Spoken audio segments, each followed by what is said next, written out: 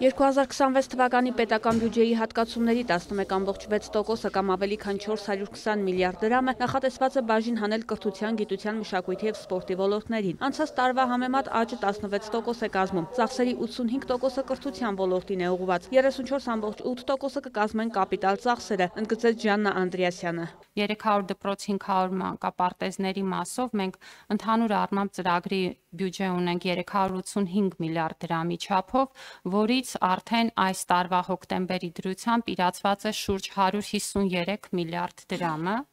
Այս պահին աշխատանքները ավարտված են 60 դպրոցներում, որոնցից 35-ը նոր կառուցված, 25-ը նորոգված և մինչև տարեվերջ շահագործման կհանձնվեն ևս 50 դպրոցներ, որոնցից 8-ը կառուցվող, 42-ը նորոգվող և կանխելով բոլոր հարցերը այս ծրագրի իրատեսականության վերաբերյալ նշեմ, որ մինչև 2026 թվականի սեպտեմբերի 1-ը ևս 151 դպրոց կհանձնվի շահագործման, 26 թվականի դեկտեմբերի 31-ի դրությամբ պատրաստ կլինեն 308 դպրոցներ։ Եվ սա դեռ առաջին 300 դպրոցների ծրագիրն է։ Նախարարությունը արդեն իսկ պատրաստում է հաջորդ դպրոցաշինության ծրագրի ցանկերը, հայտարարեց նախարարը։ Ակադեմիական քաղաք ծրագրի հատկացումները հաջորդ տարի կկազմեն 5 միլիարդ դրամ, կրկնակի ավելի քան 2025-ին, հայտնեց Ժաննա Անդրեասյանը։ Նշեց, որ արդեն մտել են ծրագրի գործնական իրագործման փուլ, ամփոփվում է գլխավոր հատակագիծը։ Բուն ներդրումային պլանի իրագործմամբ կմեկնարկենք առաջին փուլը եւ պետք է հիշեցնեմ, որ առաջին փուլում մենք պլանավորել ենք տեխնոլոգիական կլաստերի կառուցումը, շուրջ 3600 ուսանողական կացարանների կառուցումը, անհրաժեշտ այլ ենթակառուցվածքներ, ինչպես ճանապարհներն են, այլ քաղաքի գործունեության համար անհրաժեշտ ենթակառուցվածքներն են։ Շինարարության ոլորտում անբարեխիղճ աշխատանքի հետևանքով հաճախ ձգձգվում է կապիտալ ծախսերի կատարումը։ Խնդիրը բարձրացրեց Արուսյակ Մանավազյանը։ Նախարարը խոսեց պատճառների մասին։ Օրինակ, այս տարի մենք նորամուտ արեցինք Լուսակնի դպրոցում, որի շինարարությունը սկսվել էր 5 տարի առաջ։ Եվ շինարարությունը կարողացանք ավարտին հասցնել, երբ որ խզեցինք պայմանագիրը նախորդ կապալառուի հետ, ներգրավեցինք նոր կապալառու եւ նոր կապալառուն կարողացավ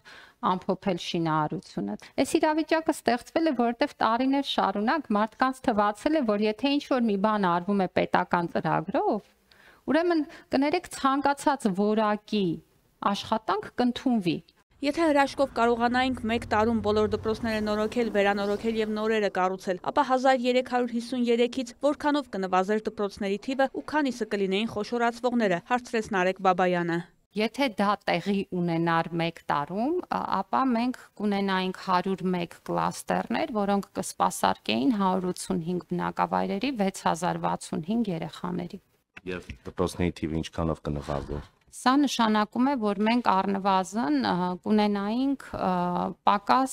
քան 80-ը։ Դավիթ Դանիելյանն էլ խոսեց Ծիծեռնակաբերդի նորոգման շուրջ բարձրացած աղմուկի մասին, ինչ էր ի վերջո տեղի ունենում եւ ինչ է սպասվում հաջորդ տարի։ Դրանք հենց այդ բառով էլ կոչում է մանիպուլյացիա, որովհետեւ իրականում այնինչ արվում է հիմա Ծիծեռնակաբերդում մույթերի վերականգնման հետ կապված նորություն չի տեխնոլոգիական իմաստով նաեւ։ Այդ լուծումները առաջարկվել են բազմաթիվ հետազոտությունների արդյունքում։ Այդ թվում ուլտրաձայնային, ամենատարբեր նոր տեխնոլոգիաների կիրառմամբ, որոնք ցույց են տվել սալերի վնասվածության աստիճանը, դրանց փոխարինման հնարավորությունը եւ բազմաթիվ այլ բաներ։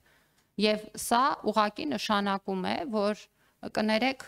ես կամ դուք կամ որևէ մեկը կարող է մարդիկ տարիներով, ամիսներով աշխատեն ինչ-որ նախագծի վրա, մենք 5 րոպեով գնանք անցնենք կողքից եւ կարողանանք եզրակացություն տալ այդտեղ ինչ է արվում։ Դա ուղղակի լուրջ չի։ 3 մույթերում աշխատանքը կամփոփվի, որից հետո եւս մեկ անգամ գիտամեթոդական խորհրդում կքննարկվի հաջորդ մույթերի նորոգման հարցը, նշեց նախարարը։ Հայաստան խմբակցությունից Լիլիթ Գալստյանը հայտնեց, որ չի կիսում նախարարի գնահատականը։ Ըստ նրա, արձագանքը ոչ թե մանիպուլյացիա է, այլ հանրային անհանգստություն։ Կներեք, բայց նույնիսկ մարդ իր անձնական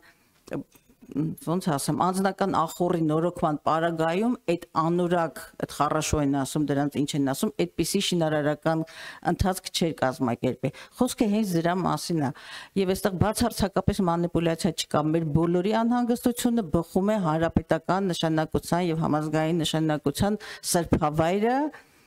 պատշաճ վերանորոգված տեսնելու մտահոգությամբ։ Հեղինակի հետ էլ ամեն շաբաթյա ինքս շփման մեջ եմ եւ ցանկացած հարց մենք քննարկում ենք։ Դա շատ կարեւոր հուշահամալիր է եւ յուրաքանչյուր նույնիսկ մանր դետալը պետք է հասկացված լինի։ Այստեղ որևէ խնդիր չեմ տեսնում։ Խնդրում եմ այս եթե դեռևս այդ տարածվում է, այդ ապատեղեկատվությունը առնվազն դադարեցնել, հուշահամալիրը բաց է, թանգարանը բաց է, բոլոր աշխատանքները կազմակերպվում են այնպես, որպեսզի դրանք երբևէ չխանգարեն որևէ այցելուի մուտքի։ Եվ մինչև ապրիլ, սա էլ եմ հատուկ ասում, որտեղ գիտեմ, որ սա էլ է մանիպուլացվում։ Մինչև ապրիլ այս պահին սկսված աշխատանքները ավարտվելու են։ Իսկ Երևանի պետական համալսարանում դասախոս է հեռացվել աշխատանքից։ Նախարարությունն է ստացել դիմում բողոքը եւ հաշվի առնելով շարունակական բնույթը դասախոսի պահվածքի ժամավաճառությամբ զբաղվելու մասին ընթացք է տվել։ Մի քանի օր առաջ էլ քաղաքական ցույցի ժամանակ ճեմարանի տեսուչն է ելույթ ունեցել։ Մինչդեռ բարձրագույն կրթության եւ գիտության մասին օրենքը ռեկտորներին արգելում է քաղաքական գործունեությամբ զբաղվել։ Հաշվի առնելով սա, նախարարությունը ներկայում քննարկում է միջադեպը, գրությամբ դիրքորոշումը կհայտնի նաեւ ճեմարանի ղեկավարությանը, հայտնեց նախարարը։ Վարդուհի Արզումանյան, Արամ Հարությունյան, լուրեր։